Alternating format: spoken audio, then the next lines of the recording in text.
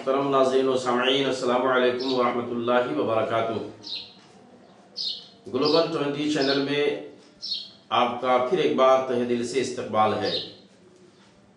رمضان مبارک کی مقدس ساعتوں کے اعتبار سے آپ کی خدمت میں مسائل شرعیہ پیش کیے جا رہے ہیں۔ آج کی اس ویڈیو کلپ کا ٹاپک ہے کب روزہ نہ رکھنے کی اجازت ہے۔ اس حوالے سے ام المؤمنین عائشہ صدیقہ رضی اللہ تعالی عنہ سے مروی ہے، وہ کہتی ہیں کہ حمزہ بن عمرو سلمی بہت روزہ رکھتے تھے۔ انہوں نے نبی کریم صلی اللہ تعالی علیہ وسلم سے دریافت کیا کہ کیا سفر میں روزہ رکھوں؟ آپ صلی اللہ تعالی علیہ وسلم نے جواباً ارشاد فرمایا، چاہو تو رکھو اور چاہو تو نہ رکھو۔ اسی طریقے سے ابو سعید خدری رضی اللہ تعالی عنہ سے روایت ہے، بیان فرماتے ہیں کہ 16ویں رمضان کو رسول اللہ صلی اللہ تعالی علیہ وسلم کے ساتھ ہم جہاد میں گئے۔ ہم میں بعض نے روزہ رکھا اور بعض نے نہ رکھا، تو نہ تو روزہ داروں نے غیر روزہ داروں پر عیب لگایا اور نہ غیر روزہ داروں نے روزہ داروں پر۔ اس طریقے سے حضرت انس رضی اللہ تعالی عنہ سے روایت ہے، بیان کرتے ہیں کہ رسول اللہ صلی اللہ تعالی علیہ وسلم نے فرمایا کہ اللہ تعالیٰ نے مسافر سے آدھی نماز معاف فرما دی، یعنی 4 والی 2 پڑھنے کا حکم دیا گیا، اور مسافر اور دودھ پلانے والی اور حاملہ سے روزہ معاف فرما دیا کہ ان کو اجازت ہے کہ اس وقت نہ رکھیں، بعد میں وہ مقدار پوری کر لیں۔ یہ چند احادیث مبارکہ تھی۔ ان احادیث مبارکہ کی روشنی میں علماء کرام نے جو مسائل بیان فرمائے ہیں، ان میں سے چند مسئلے آپ کی خدمت میں پیش کیے جاتے ہیں۔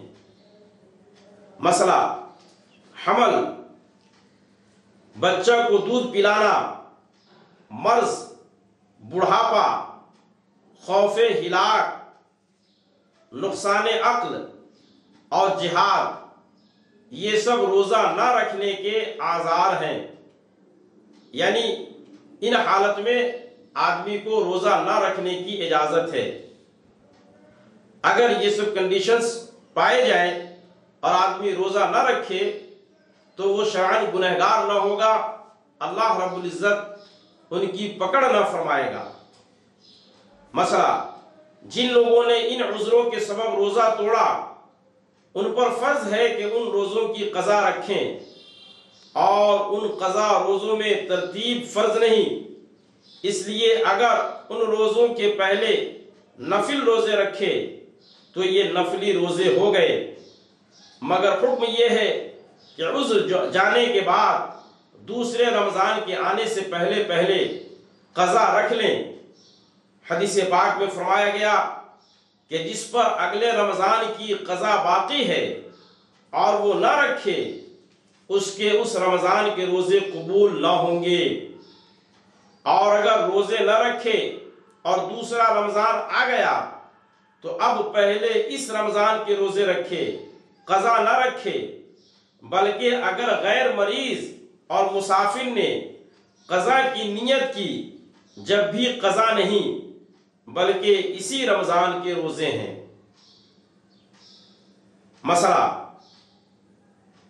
عورت بغیر شوہر کی اجازت کے نفل روزے نہ رکھے، اور اگر رکھ لے تو شوہر توڑوا سکتا ہے، مگر توڑے گی تو قضا واجب ہوگی، اور اس کی قضا میں بھی شوہر کی اجازت درکار ہے۔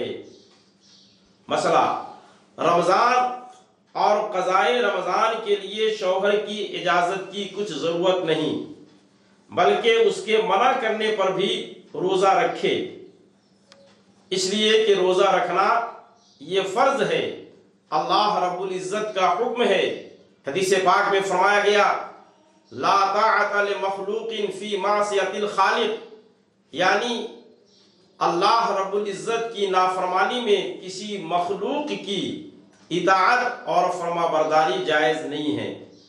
यहाँ पर चूँकि शौहर मना कर रहा है और अल्लाह रब्बुल इज़्ज़त का हुक्म है रखना, शौहर ये मखलूक है, अल्लाह रब्बुल इज़्ज़त खालिक है, लिहाजा हमें खालिक के फरमान में खालिक के हुक्म पर अमल बजा लाना ये ज़रूरी है, मखलूक के हुक्म पर अमल करना ये ज़रूरी नहीं है।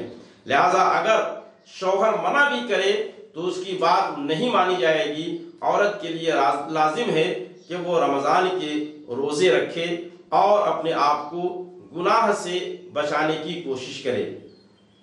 ये चंद आज़ार हैं, यानी ये सब ऐसी बातें हैं जिनकी वजह से रोज़ा ना रखने की इजाज़त है, और इन हालात में आदमी गुनहगार भी नहीं होगा।